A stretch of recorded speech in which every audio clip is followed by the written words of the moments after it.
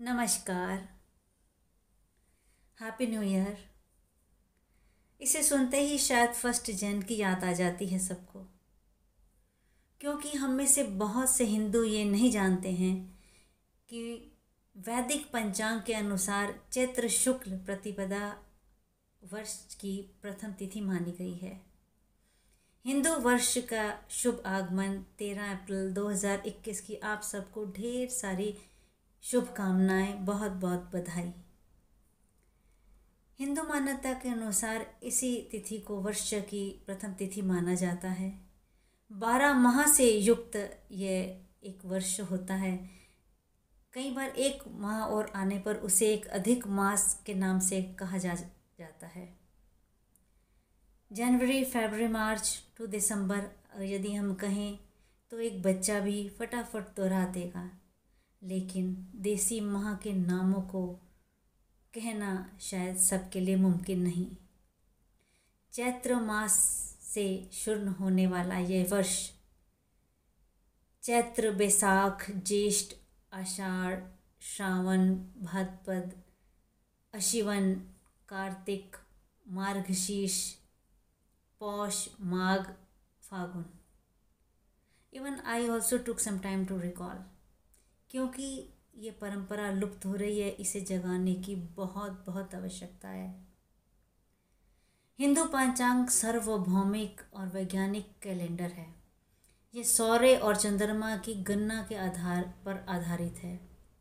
इसकी कैलकुलेशन इतनी सटीक और एक्यूरेट है कि आने वाले कई वर्षों तक की हम ये गणना कर सकते हैं कि ग्रहों की स्थिति, पोजीशंस, अलग अलग तिथियां या फिर ग्रह, उनका ग्रहण लगना, solar eclipse, lunar eclipse, et cetera et cetera, बहुत ही जानकारी का पूर्व अनुमान लगा सकते हैं। And this all are based on scientific facts. इतनी दमदार परंपरा और इतनी कैलकुलेशन होते हुए भी हम न जाने इसे क्यों भूलते जा रहे हैं। ये नव वर्ष कई शुभ आगमनों पर आधारित है। जैसे कि ब्रह्मा जी ने सृष्टि की रचना इसी दिन की थी, इसलिए इसे नव संवत्सर कहते हैं। सम्राट विक्रमादित्य के राज्य की स्थापना यानी कि विक्रमी संवत कहते हैं।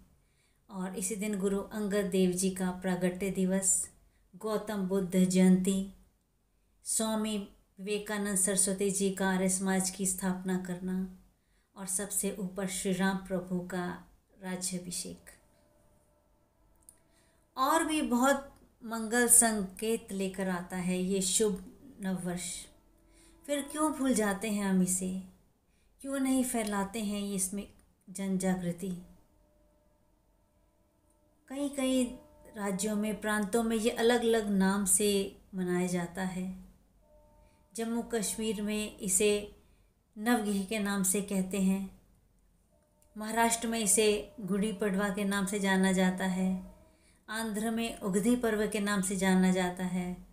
पंजाब में बैसाखी तो एक बहुत ही मशहूर त्यौहार है, जिसमें ढोल नगाड़े नाच गाना होता है।